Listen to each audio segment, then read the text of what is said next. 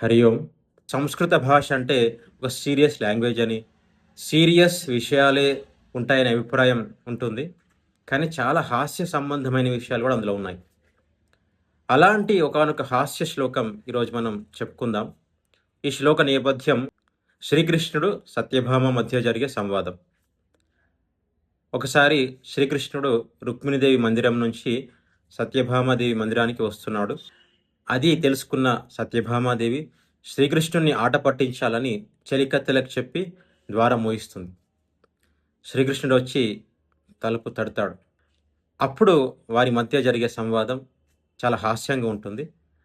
ఆ శ్లోకం నేను చదువుతాను, తర్వాత అర్థం తెలుసుకుందాం.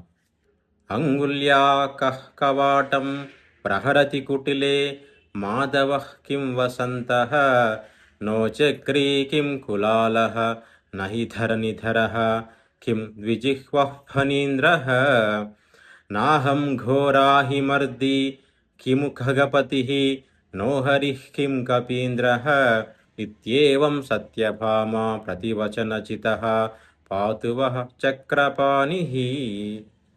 చేతివేళ్లతో శ్రీకృష్ణ పరమాత్మ తలుపు తట్టినప్పుడు సత్యభామ అంటుంది, అంగుల్య కః కవాటం ప్రహరతి. చేతివేళ్లతో తలుపు తట్టేవారెవరు? పరిహాసంగా, కావాలని అంటుంది.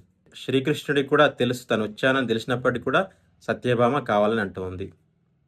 ఆయన అంటున్నాడు, కుటిలే మాధవ. కుటిలే అంటే ఒక ప్రేమపూర్వకంగా తిట్టడం. కుటిలే మాధవ, నేను మాధవుణ్ణి, తెలీదా నీకు? మాధవ అంటే అర్థం, మా అంటే లక్ష్మి, ధవ అంటే భర్త. లక్ష్మీదేవి భర్త అంటే కృష్ణుడు, విష్ణువు కృష్ణుడు. కానీ సత్యభామాదేవి ఏ విధంగా అర్థం చేసుకుంది? మాధవుడికి వచ్చే రెండో అర్థాన్ని తీసుకుంది. ఇక్కడే మనకు నానార్థాలు యొక్క జ్ఞానం కలుగుతుంది. ఈ శ్లోకంలో వచ్చే ప్రతి పదానికి సత్యభామ రెండో అర్థం తీసుకొని శ్రీకృష్ణుని ఆట పట్టిస్తుంది.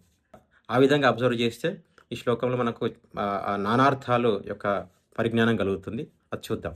శ్రీకృష్ణుడు నేను మాధవుణ్ణి అంటే సత్యభామ మాధవుడికి ఇంకో అర్థం తీసుకుంది. మాధవ అంటే వసంతకాలం, ఇది రెండో అర్థం. సత్యభామ అంటుంది, కిం వసంతః, ఓ వసంతకాలం వచ్చిందా, రెండో అర్థం తీసుకున్నాను. కానీ కృష్ణుడు అన్నాడు, కాదు కాదు కాదు, నో చక్రి, కాదు, నేను సుదర్శన చక్రాన్ని ధరించినటువంటి శ్రీకృష్ణుడిని. సో చక్రి అంటే చక్రాన్ని ధరించినవాడు, ఇక్కడ సుదర్శన చక్రాన్ని ధరించినవాడు. కానీ సత్యభామాదేవి రెండో అర్థం తీసుకుంది. కిం కులాలహ, ఓ కులాలుడు వచ్చాడా? కులాలుడు అంటే ఏంటంటే చక్రంతో కుండలు తయారు చేసే వ్యక్తి. కుండలు తయారు చేసే వ్యక్తికి అర్థం తీసుకుంది కావాలని.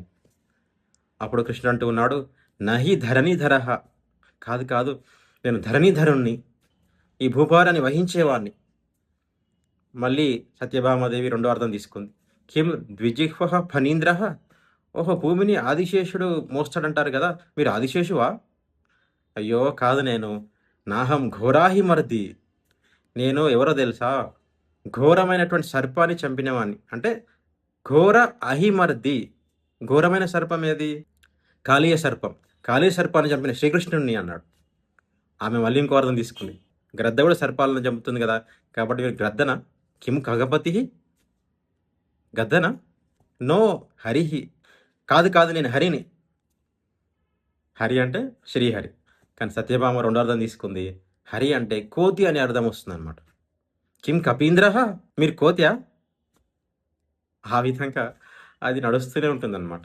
ఈ శ్లోకం ఇక్కడితో మూడో పాదం సంపూర్ణమవుతుంది. నాలుగో పాదంలో అంటూ ఉన్నారు, ఇత్యేవం, ఈ విధంగా సత్యభామ ప్రతివచన జితః, సత్యభామాదేవి యొక్క ప్రత్యుత్తరంతో ప్రేమపూర్వకంగా ఓడిపోయినటువంటి చక్రపాణి శ్రీకృష్ణ పరమాత్మ పాతువహ, మనల్ని అందరినీ రక్షించుగాక. అలా శ్లోకంలో హాస్యంతో పాటుగా ప్రతి పదానికి ఉన్నటువంటి రెండో అర్థాన్ని కూడా ఇవ్వడంతో మనకి ఆ పదాల యొక్క జ్ఞానాన్ని పొందే అవకాశాన్ని మనకు పెద్దలు కల్పించారు. మరొక వీడియోలో మరొక శ్లోకంతో కలుద్దాం. అందరికీ హరి ఓం.